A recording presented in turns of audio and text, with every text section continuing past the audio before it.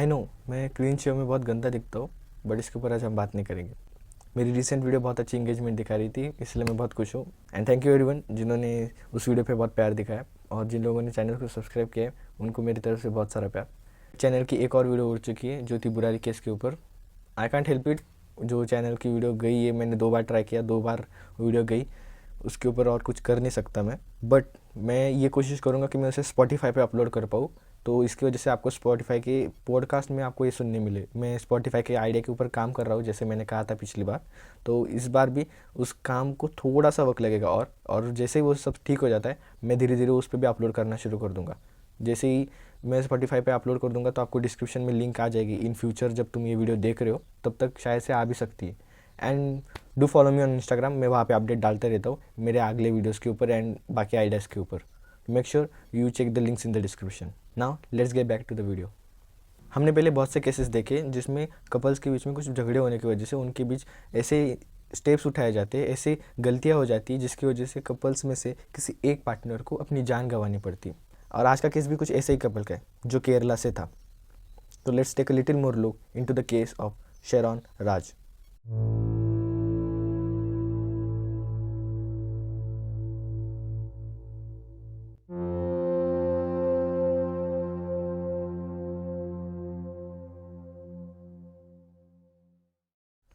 शेरॉन राज की अगर मैं बात करूँ तो शेरॉन एक 23 साल का लड़का था जो नेयर मेडिकल कॉलेज में एज अ रेडियोलॉजी का स्टूडेंट पढ़ता था। उसका हर किसी के साथ कनेक्शन अच्छा था, उसका किसी के साथ झगड़ा नहीं था, एंड जितने भी उसके दोस्त थे सबके साथ उसकी अच्छी बनती थी। आई कैन से शेरॉन का कोई दुश्मन नहीं होगा, क्योंकि उसके ऐसे नेचर की वजह से उसके साथ किसी के झगड़े नहीं होते थे।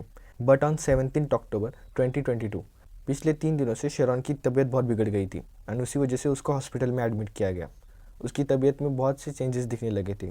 उसका पेट दर्द कर रहा था, उसकी हालत भी बहुत बिगड़ते बिगड़ते उसको सांस भी लेने को प्रॉब्लम हो रही थी, और उसे वॉमिट्स भी हो रहे थे, तो जिसकी वजह से उसके पेरेंट्स ने उसे पास ही के गवर्नमेंट हॉस्पिटल में एडमिट कराया।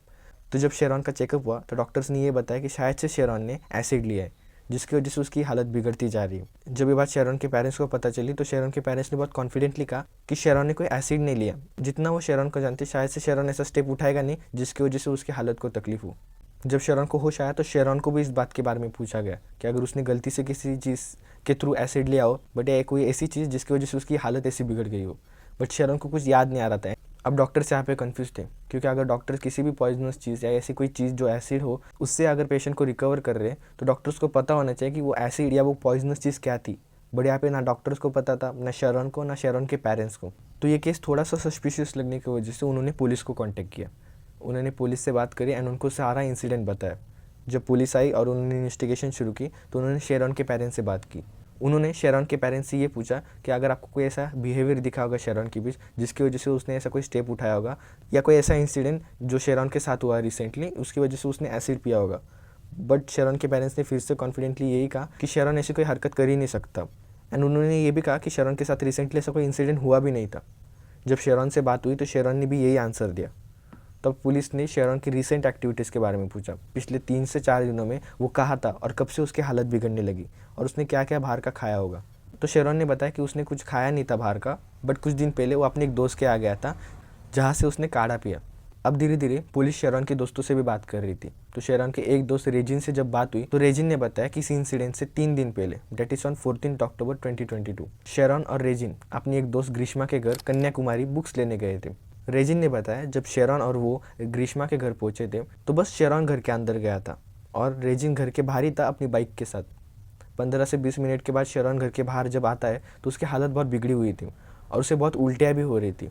एंड जब पूरे रास्ते वो घर जा रहे थे तो पूरे रास्ते में शेरॉन को उल्टियाँ होती रही, एंड वो थोड़ी सी अजीब थी क्योंकि वो उल्टियाँ नीली कलर की थी। तो अभी शेरॉन और रेजिन की ये बातें सुनकर पुलिस ग्रीष्मा के घर गई।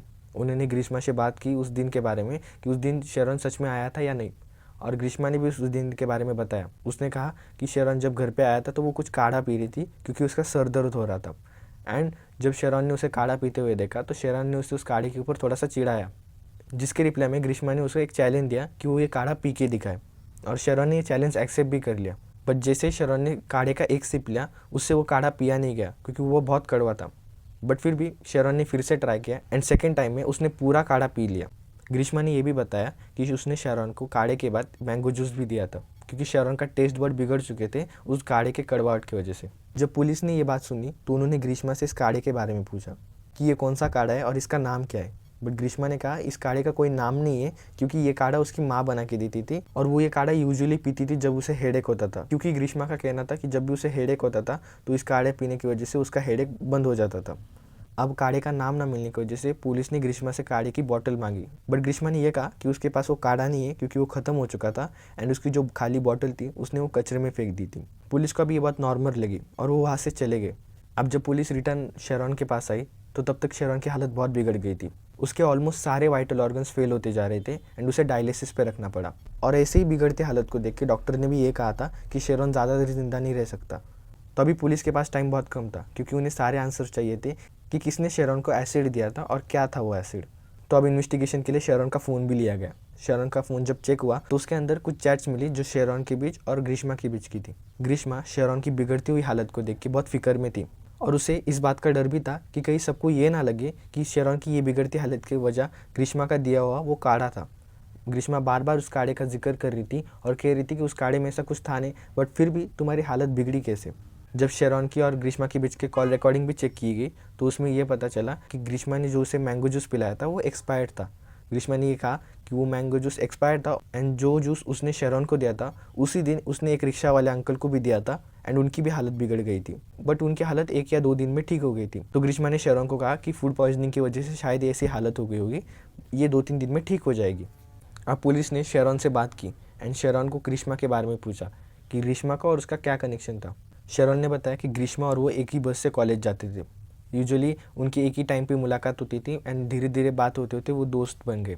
धीरे धीरे दोस्ती के बाद उन्हें प्यार हुआ and eventually they came into a relationship. तो अब ये बात क्लियर हो गई थी कि ग्रीष्मा और शेरॉन दोनों कपल्स थे। तो अभी पुलिस फिर से ग्रीष्मा के पास गई कुछ सवाल और पूछने के लिए एंड वो रिक्शा वाले आदमी को ढूंढने के लिए जो उस दिन उसके घर वो मैंगो जूस पी के गया था। बट अनफॉर्चुनेटली पुलिस को कोई ऐसा आदमी मिला नहीं जो उस दिन ग्रीष्मा के घर गया था।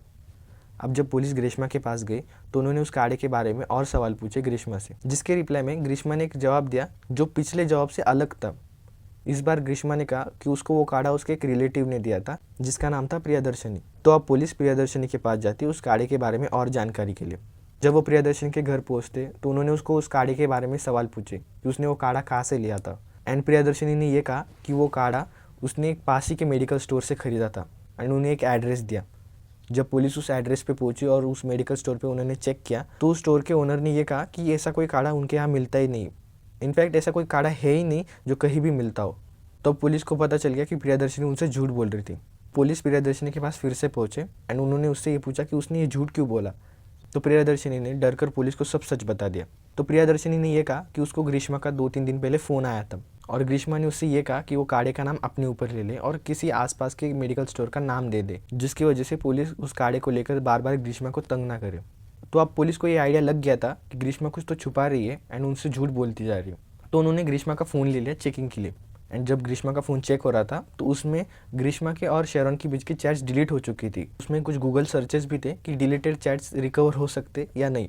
अब पुलिस को लगा कि शेरॉन के और ग्रीष्मा के बीच कुछ ऐसी बात हुई है जो ना पुलिस को पता है ना किसी और को। तो पुलिस की दूसरी टीम शेरॉन के पास पहुंची ये सोच के अबाउट द चैट्स जो ग्रीष्मा ने डिलीट की थी।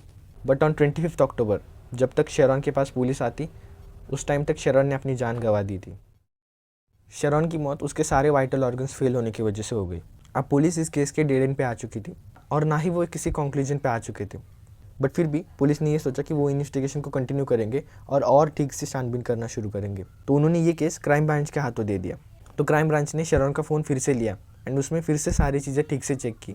जब शेरॉन का फ़ोन अभी चेक हो ही रहा था फिर से तो उसमें ऐसी चीज़ें मिली जिसकी वजह से इस केस को नया डायरेक्शन मिल गया। शेरॉन का फ़ोन चेक करने पर पुलिस को ये पता चला कि ग्रीष्मा और शेरॉन बस गर्लफ्रेंड या बॉयफ्रेंड नहीं थे, वो दोनों शादीशुदा थे और एक हस्बैंड वाइफ थे। शेरॉन के फ़ोन में कुछ ग्रीष्मा के ऐसे फ़ोटोज़ थे जिसमें ग्रीष्मा ने मंगलसूत्र पहना हुआ था और शेरॉन के फ़ोन में उन दोनों की शादी की एक फुटेज भी थी। तो अब तक की इन्वेस्टिगेशन में 2 सवाल उठ रहे थे कि शेरॉन और ग्रीष्मा की जो शादी हुई थी उसके बारे में उन दोनों ने किसी को बताया क्यों नहीं, and the second question is कि ग्रीष्मा ने उस काढ़े के बारे में झूठ क्यों बोला। तो यही सवाल लेके पुलिस ग्रीष्मा के पास पहुंची एंड उन्होंने उसे उन चीज़ों के बारे में पूछा। अब इस पॉइंट तक ग्रीष्मा रियलाइज़ कर चुकी थी कि वो और झूठ नहीं बोल सकती एंड उसका सब झूठ पकड़े जा रहे थे। तो उसने फाइनली सब कुछ कन्फेस कर दिया। ग्रीष्मा ने पुलिस से ये कहा कि वो और शेरॉन बहुत टाइम से शादीशुदा थे। उन्होंने अकेले में शादी कर ली थी, बट उन्होंने ये बात किसी को बताई नहीं थी एक्सेप्ट फ्यू फ्रेंड्स। और ग्रीष्मा ने ये भी कन्फेस किया कि उसने शेरॉन को उस काढ़े में पेस्टिसाइड मिला के दिया था। अब पेस्टिसाइड एक ऐसी दवा है जो खेतों में कीड़े मारने के लिए यूज़ होती है। अब ग्रीष्मा ने अपना क्राइम तो एक्सेप्ट कर लिया था, बट पुलिस को अभी भी ये समझ नहीं आ रहा था कि ग्रीष्मा ने ऐसा क्यों किया। अगर वो दोनों शादीशुदा थे, एक हैप्पी कपल्स की तरह थे, तो उनके बीच में ऐसा क्या हो गया जिसकी वजह से ग्रीष्मा को शेरॉन की जान लेनी पड़ी। तो जब ये सवाल ग्रीष्मा को पूछा गया तो ग्रीष्मा ने पुलिस को ये बताया उसके और शेरॉन के बीच के जो रिश्ता था उसके पेरेंट्स को पसंद नहीं था। ग्रीष्मा के पेरेंट्स को उसकी शादी कहीं और करानी थी और उन्होंने किसी एक आर्मी वाले के साथ उसका रिश्ता भी फिक्स करा दिया था। तो ग्रीष्मा चाहती थी कि शेरॉन के साथ उसका जो भी रिलेशनशिप है वो एंड करके वो उसके पेरेंट्स के हिसाब से शादी करे। बट ग्रीष्मा ने जब यह बात शेरॉन को बताई तो शेरॉन ने उसे छोड़ने से मना कर दिया, क्योंकि शेरॉन ग्रीष्मा से बहुत प्यार करता था। अब ग्रीष्मा को सूझ नहीं रहा था कि वो क्या करे। ग्रीष्मा ने यह कहा कि उसके कुंडली में कोई दोष है जिसकी वजह से उसका पहला पति मर जाएगा। एंड ग्रीष्मा को ये लगा कि ये बात सुन के शायद से शेरॉन डर जाएगा एंड वो ये शादी तोड़ देगा, बट शेरॉन इन चीज़ों में मानता नहीं था। तो उसने इस बात को इग्नोर किया एंड उसने कहा कि वो ग्रीष्मा के साथ हमेशा रहेगा। तो ग्रीष्मा को लगा कि उसके पास कोई अदर ऑप्शन नहीं है rather than ending the life of Sharon. And ये पहली बार नहीं था कि ग्रीष्मा ने शेरॉन को मारने की कोशिश की। ग्रीष्मा एक बार शेरॉन के कॉलेज पहुंच गई उसके लिए कोई जूस की बोतल लेके, एंड उस जूस की बोतल में 50 पैरासीटामोल के टैबलेट्स मिक्स की हुई थी। जब शेरॉन ने वो जूस की बॉटल्स में से जूस पिया तो उसको थोड़ा सा अजीब लगा। उसको लगा शायद से वो जूस की बॉटल्स एक्सपायर हो चुकी थी या वो जूस ख़राब हो गया था। तो उसने वो बॉटल फेंक दी और ग्रीष्मा की बॉटल से जूस पिया, जो ठीक था। बट उस टाइम शेरॉन को ऐसा कुछ शक नहीं हुआ या ऐसा कोई डाउट नहीं आया कि उन बॉटल्स में कुछ मिक्स हुआ होगा। एंड जब फिर से ग्रीष्मा ने कोशिश की शेरॉन को मारने की उस काढ़े में पेस्टिसाइड मिला के, तो ग्रीष्मा अपने मोटिव में सक्सेसफुल हो चुकी थी। आई डोंट नो ग्रीष्मा के दिमाग में ऐसा क्या थॉट आया कि इतना लंबा रिलेशनशिप जिसके बाद उन्होंने शादी भी की और उस शादी के बीच में उसको ऐसा लगा कि उसे ये शादी नहीं कंटिन्यू करनी और उसे अपने पार्टनर की लाइफ एंड कर देनी।